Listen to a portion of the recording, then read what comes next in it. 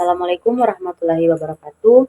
Perkenalkan, nama saya Nurul Aulianisa dengan NIM C301224146 dari kelas AK3. Pada video ini saya akan mempresentasikan tugas mata kuliah bisnis digital, yaitu transformasi digital dalam praktik akuntansi.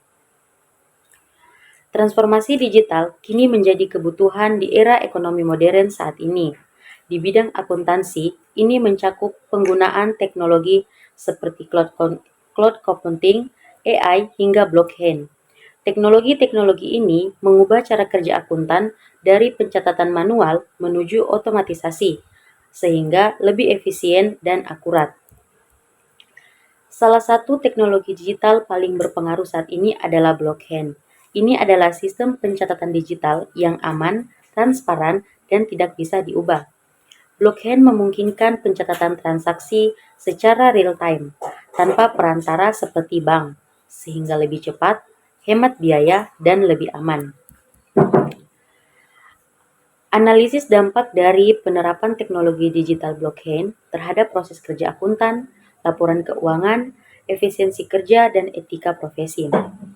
Profesi kerja akuntan lebih fokus ke analisis data daripada pencatatan manual.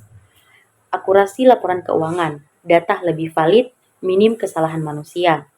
Efisiensi kerja, otomatisasi mempercepat transaksi dan pelaporan.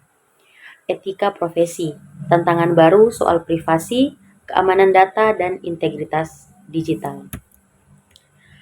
Contoh studi kasus sederhana dari perusahaan translogistik digital yang mengimplementasikan teknologi blockchain. Translogistik Digital adalah perusahaan yang bergerak di bidang jasa logistik dan pengiriman barang antar kota di Indonesia. Dengan lebih dari 500 klien aktif dan ribuan transaksi keuangan setiap bulannya. Perusahaan ini menghadapi tantangan besar dalam menjaga akurasi, efisiensi, dan transparansi laporan keuangannya.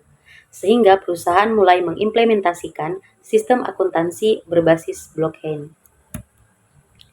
Dari contoh studi kasus yang ada, dapat kita lihat bagaimana implementasi dari teknologi blockchain dapat berpengaruh terhadap kinerja perusahaan.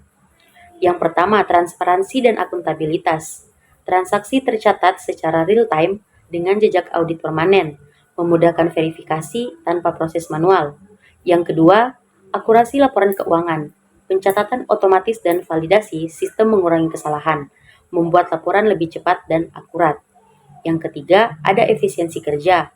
Proses pelaporan yang dulu memakan waktu sampai 3-5 hari, kini selesai dalam hitungan jam, mengurangi beban kerja staf. Dan yang terakhir, etika dan keamanan.